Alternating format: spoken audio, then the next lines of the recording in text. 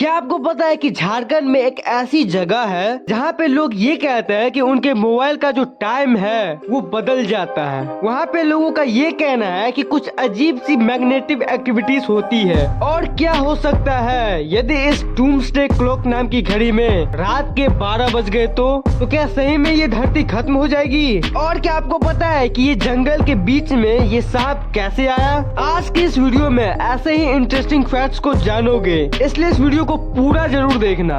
दोस्तों, मम्मीज के बारे में आप क्या जानते हो? आप बताओ तो मेरे को। मम्मीज के बारे में आप ये जानते हो कि पुराने प्रिजर्व बॉडी जिसको अच्छे से रखा गया है, जिसका शेप अभी तक इंटैक्ट है, गला नहीं है, उसको मम्मीज कहते हैं। पुराने जमाने में बहुत सारे यूनिक मेडिकल टेक्निक के जरिए जो बड़े बड़े लोग होते थे उनके बॉडी को प्रिजर्व किया जाता था मम्मी के रूप में। तो आज भी जगह जगह हर रोज कहीं न कहीं मम्मीज मिलते हैं। कई जगह 1000 साल पुराने मम्मीज मिलते हैं और कई जगह 2-2 हजार साल पुराने मम्मीज भी मिलते हैं। एंड आप यकीन नहीं करोगे, एक रिपोर्ट को एक जगह पे ऐसा मम्मी मिला है जो कि 2000 साल पुराना है और इसके अंदर जो ब्लड सेल्स है वो अभी तक इंटैक्ट है। जो उसके बॉडी के अंदर ब्लड सेल्स है और व्हाइट ब्लड सेल्स है वो अभी तक प्रिजर्व्ड है। मतलब एक ऐसा मम्मी जिसमें खून पाया गया है लिटरली अभी तक, और ये पाया गया था इजिप्ट में। जो बॉडीज को मम्मी में कन्वर्ट किया जाता है उसको मम्मीफिकेशन कहते हैं। तो मम्मीफिकेशन के बारे में ऐसी कई बातें हैं जो कि आपको बहुत अजीब लगेगी। क्या है कि अभी भी अगर हम लोग कोई भी किसी इम्पोर्टेंट व्यक्ति के बॉडी को मम्मीफाई करना चाहे तो उस इफिशियंसी और उस तरह से नहीं कर पाएंगे जैसे वो लोग करते थे। मतलब वो लोग मेडिकली क्या पेस्ट क्या यूज करते थे बॉडी में कि आज तक कोई मम्मी में ब्लड प्रिजर्व है। कितनी अमेजिंग बात है ना। पुराने जमाने में ऐसे कई टेक्निक्स थे जो कि उसी के साथ ही विलुप्त हो गए, आगे के जनरेशन को शेयर हुआ ही नहीं। और यही चीज साइंस के दुनिया में भी होती है। कई लोग ऐसा मानते हैं कि वाटर से कैसे गाड़ी चले सिर्फ पानी से, बिना तेल के। इसके ऊपर भी साइंटिस्ट जो है वो अपना बहुत रिसर्च आगे बढ़ा चुके थे और सफल होने ही वाले थे, लेकिन जो कंपनीज है, ऑयल कंपनीज, वो दबा दिए इसको। तो ये सब थ्योरीज है, बट ऐसा हो सकता है। तो मम्मीफिकेशन सुनने में एक सिंपल प्रोसेस लगती है, लेकिन इसके पीछे का जो टेक्निक्स है वो अभी भी ठीक से नहीं किया जा सकता है। और यही चीज पिरामिड के साथ भी लागू होती है। आप अपने स्क्रीन पे जो इमेज है उसको देखो। पिरामिड और उसके आसपास मौजूद जितने भी चीजें हैं उसका अगर आप सिमेट्रिकल एनालिसिस करोगे कि वो सिमेट्रिकल है कि नहीं, तो आपको ये पता चलेगा कि वो कम्प्लीटली सिमेट्रिकल है। तो उस जमाने में जब मतलब ना बिजली था ना क्या था, 5000 साल पहले कुछ भी नहीं था, तो उस टाइम मैथमेटिक्स का इतना नॉलेज होना मतलब कि एक अजीब सी बात है कि उतना मैथमेटिक्स का नॉलेज होता अगर, तो वो तो बिजली उसी टाइम इन्वेंट कर चुके होते। लेकिन इलेक्ट्रिसिटी तो हाल ही की इन्वेंशन है। तो ये सब चीजें बहुत कंफ्यूजन में डाल देती है।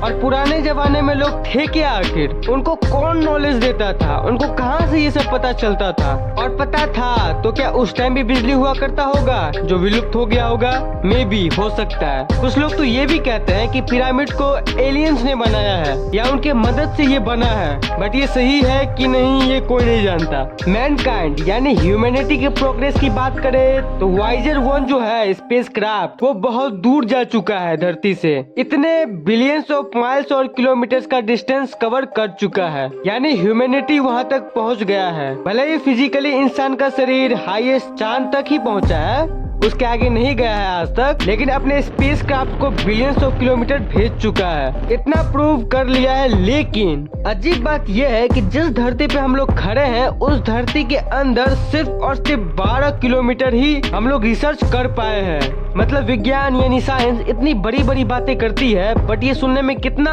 अजीब लगता है कि 12 किलोमीटर से अंदर धरती के अंदर क्या है वो अभी तक वैज्ञानिक सिर्फ गेस ही कर पाए हैं, एक्चुअली में नहीं पहुंच पाए हैं। कौन सा लोग, क्या क्रिएचर्स है, कितने यूनिक टाइप के क्रिएचर्स होंगे। इतने साल हो गए ह्यूमैनिटी के, लेकिन 12 किलोमीटर के अंदर नहीं जा पाए हैं। 12 किलोमीटर कितना ही होगा मतलब। तो साइंस के ऐसे कई एक्टिविटीज है जो कि बहुत पैराडॉक्सिकल है। अपने समुद्र का 5% परसेंट ही सिर्फ एक्सप्लोर कर पाया है। धरती के अंदर सिर्फ 12 किलोमीटर 7 मील ही घुस पाया है। और जहाँ पे वो 12 किलोमीटर किया गया है गड्ढा, वहाँ पे भी लोग कहते हैं कि भूत प्रेत है अंदर, चिल्लाने फिल्लाने की आवाज आती रहती है। पता नहीं किसकी गर्लफ्रेंड उसके अंदर कूद गई है। क्या आपको पता है कि झारखंड में एक ऐसी जगह है जिसको इंडिया का बरमुडा ट्रायंगल कहते हैं। इस जगह पे आने के बाद लोग ये कहते हैं कि उनका जो, अगर किसी के पास फिजिकल कंपास है तो वो रैंडमली घूमने लगता है, काम नहीं करता।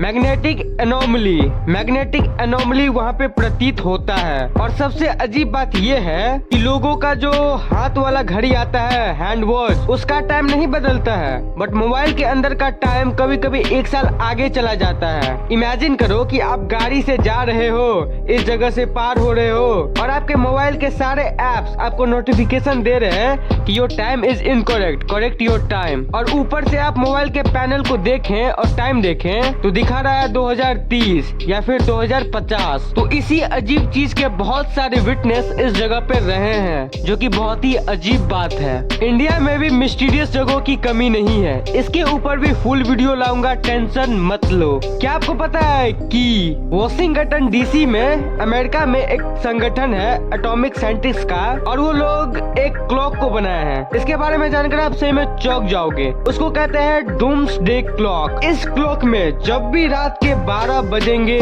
कभी अगर ऐसा हुआ, ऐसा नहीं होना चाहिए कभी भी, तो समझ लेना कि धरती अब ऑलमोस्ट खत्म होने वाली है। ये जो क्लॉक है इसमें अभी 12 बजने में 100 सेकंड बचा हुआ है मात्र। अब आप बोलोगे 100 सेकंड तो वो तो अभी पार हो जाएगा, वैसा वाला 100 सेकंड नहीं। इसमें ग्रुप्स ऑफ पीपल, यानी हर साल हमारे दुनिया में क्या क्या हो रहा है, इसके हिसाब से मिनट और सेकंड को या तो बढ़ाते हैं या तो घटाते हैं। तो साल 1991 में इस डूम्सडे क्लॉक में 17 मिनट बचा हुआ था, मतलब काफी सेफ थी हमारी दुनिया, ऐसा माना जाता था। और वही साल 2019 में मात्र 2 मिनट बचा हुआ था। ये क्यों बढ़ गया? क्योंकि हमारी दुनिया का क्लाइमेट कंडीशन कितना खराब हो गया इसलिए। और साल 2020 में मात्र 100 सेकंड बचा रहा। किस लिए? कोरोना के चलते। और किस लिए? क्लाइमेट चेंज, कोरोना और रिसेंट लड़ाइयाँ, इसके चलते मात्र 100 सेकंड पे इसको शिफ्ट कर दिया गया। तब कोई यही सोचते हैं कि ये जब कंप्लीट होगा, 12 बजेगा, तब पता नहीं क्या होगा। उसको 12 तभी बजा दिया जाएगा जब क्लाइमेट इतना खराब हो जाएगा।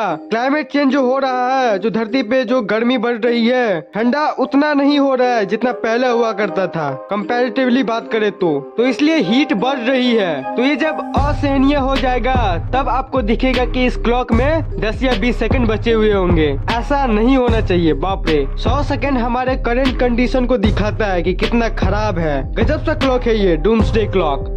इसलिए तो इलॉन मस्क मार्स पे ह्यूमैनिटी को ले जाने का सपना देखते हैं, लेकिन ये किसी बाकी प्लेनेट पे पॉसिबल क्यों नहीं है? तो देखो, हर कुछ को हमें रियलिस्टिक सोचना चाहिए कि एक्चुअल में मार्स पे यदि कोई बस्ती बस गई, एक टाउनशिप बन गया, तो उस पे क्या चैलेंजेस आ सकते हैं। और उसी के कंपैरिजन में अगर हम लोग किसी और प्लेनेट पे कोई बस्ती बना दिए तो उसमें क्या चैलेंजेस आ सकते हैं। तो हाँ, मार्स पे थोड़ा तकलीफ होगा, वहाँ का ग्रेविटी, वहाँ का टेम्परेचर, लेकिन बात यह है ना कि मार्स ही वो प्लेनेट है जो कि धरती के कंडीशन के सबसे करीब है। और कोई ऐसा बाहरी बॉडी नहीं है स्पेस में जिसका कंडीशन हमारे धरती से कुछ हद तक मैच करे। क्या कि मार्स का जो ग्रेविटी है मंगल ग्रह का, वो धरती के मुकाबले 38% है। तो 38% जो है ना, हम लोग इसको झेल सकते हैं। ह्यूमैनिटी धीरे धीरे सीख सकती है। 38 का मतलब क्या हुआ कि धरती पे जब हम जंप करते हैं एक फोर्स से, तो आप जितने ऊपर उठते हो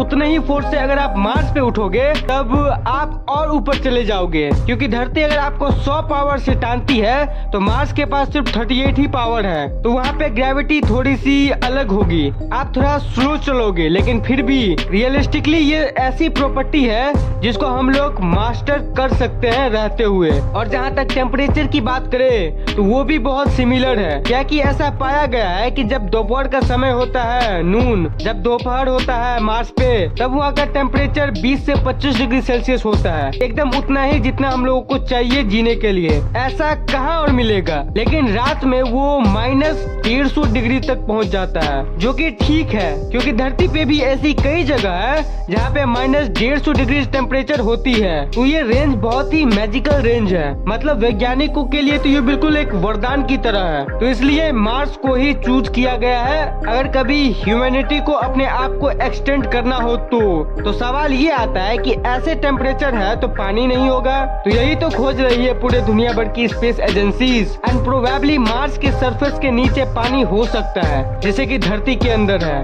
दोस्तों, कोरोना वायरस जिस तरह से फैल गया था, तो क्या हो अगर ज़ॉम्बीज वायरस भी इसी तरीके से फैल गया तो? एक्चुअली ज़ॉम्बी एपोकलिप्स पॉसिबल हो सकती है, क्योंकि अभी के टाइम में चींटियों को कोई कंट्रोल कर सके, चींटियों के माइंड को कोई बाहरी चीज कंट्रोल कर सके, एक वायरस जो अपने हिसाब से चींटियों के बॉडी को नचा सके, ये भी एग्जिस्ट करता है। तो ऐसे ही कुछ वायरस पीजियंस में भी पाया गया है। पैरामेक्सिको वायरस नाम का एक वायरस है जो कि पीजियंस में पाया गया है, और इसमें क्या होता है कि ये जो वायरस इन्फेक्ट करता है तब पीजियंस के बॉडी को वो कंट्रोल करने लगता है। तो बाहर का कोई वायरस किसी और के बॉडी पे होस्ट बनकर उसको फीड करे, ये अलग बात हो गई, लेकिन उसको कंट्रोल करे, ये आप डीपली सोच कर देखो, बहुत ही अलार्मिंग बात है। तो कोई ऐसा वायरस अगर आ जाए जो कि इंसान के बॉडी पे फीड ना करे, बल्कि इंसान के माइंड को ही कंट्रोल करे एकदम, वैसा अगर एक्चुअली में वायरस आ गया ना, तो पता नहीं क्या होगा। और क्या आपको पता है कि तेलंगाना में एक मंदिर है जिसको वर्ल्ड के सबसे यूनिकली डिजाइन मंदिरों में से एक माना जाता है। ये है तेलंगाना का स्नेक टेम्पल, जिसका नाम है लक्ष्मी नरसिम्हा स्वामी टेम्पल, और ये हैदराबाद से 150 किलोमीटर दूर है, और इसके अंदर लॉर्ड कृष्ण का एक मूर्ति है। और आप यहाँ पे घूमने जाओगे तो आपको सांप के सबसे एंड पॉइंट से इंटर करना होगा, और सांप के पेट से होते हुए आपको वहाँ पे मुंह तक जाना होगा, अंदर ही अंदर इसके बेल यानी पेट से पास होना होगा। दैट्स गजब। दोस्तों, स्पेस के बारे में एक सबसे बड़ा सवाल जो आप लोगों के मन में आता होगा कि ब्लैक होल स्पेस के दानव होते हैं, मॉन्स्टर होते हैं। तो जब दो मॉन्स्टर मिलते हैं, दो ब्लैक होल जब आपस में आमने सामने होते हैं, तो किसका वेटेज भारी होता है, कौन जीतता है? तो देखो, चाहे एक ब्लैक होल बड़ा हो दूसरा छोटा हो, या फिर दोनों ब्लैक होल सेम साइज का हो, जब भी दो ब्लैक होल्स आमने सामने आते हैं तो वो मिलके वो एक दूसरे से लड़ते नहीं हैं, बल्कि एक दूसरे के पास आके मिलके, मतलब हमारा दो दुश्मन मिलके एक बड़ा दुश्मन का संगठन बना लेते हैं। और क्या आपको पता है कि ब्लैक होल का सबसे एक्यूरेट रिप्रेजेंटेशन अगर किसी मूवी में दिखाया गया है, फिल्म में, वो है क्रिस्टोफर रोनाल्ड की इंटरस्टेलर। ये जो मूवी है इसको सबसे साइंटिफिकली एक्यूरेट मूवी माना गया है। एक ब्लैक होल का सीन आता है इस मूवी में, उस ब्लैक होल के सीन को बनाने के लिए नॉर्मल एनिमेटर्स या फिर ग्राफिक्स डिजाइनर का ही यूज नहीं किया गया है, उसके साथ साथ एक्चुअल में जो अवार्ड विनिंग जो लोग हैं उनके मैथमेटिक्स को कंप्यूटर में सिमुलेट किया गया है। क्या है कि ब्लैक होल का जो सीन था वो कुछ मिनट तक होता है, लेकिन आप यकीन नहीं करोगे, सिर्फ 3-4 मिनट के सीन को बनाने की बात नहीं करते हैं अभी, उन 4 से 5 मिनटों का सीन में सिर्फ 1 सेकंड का बात करते हैं। तो उस मूवी का ब्लैक होल का 1 सेकंड को बनाने के लिए 1 मिनट इसको भी तोड़ना होगा हमें। 1 सेकंड में 24 फ्रेम्स होते हैं, 24 फ्रेम मिलके 1 सेकंड होता है। तो इसको समझो, 1 सेकंड का क्लिप, बस 1 सेकंड, उसको 24 हिस्से में बांटते हैं। 1 सेकंड को 24 हिस्सों में बांटने के बाद उन 24 में से किसी एक को लेते हैं, तो सिर्फ एक फ्रेम को बनाने के लिए 100 घंटे लगे हैं। 100 hours to render each frame, लगभग 4 से 5 दिन एक फ्रेम को बनाने में लगा। तो 1 सेकंड में 24 फ्रेम्स होते हैं, तब जाके 1 सेकंड का ब्लैक होल का क्लिप्स बना है, और वही सीन को 3 से 4 मिनट तक हमको दिखाया जाता है। तो कितना साइंटिफिकली एक्यूरेट है ये। और आप लोग मूवी देख के निकल जाते हो बस, लेकिन आपको क्या पता कितना टाइम लगता है किसी भी मूवी या वीडियो को बनाने में। लेकिन आप देख के मजे लेके निकल जाओगे, ना तो वीडियो को लाइक करते हो और ना ही सब्सक्राइब। आप जो ये वीडियो देख रहे हो 14 मिनट का, इसे बनाने में 5 दिन लगे हैं, लेकिन आप देख के मजे लेके निकल जाओगे, ना तो वीडियो को लाइक करते हो और ना ही सब्सक्राइब। तो प्लीज यार एक लाइक करो और चैनल को सब्सक्राइब करके सपोर्ट करो।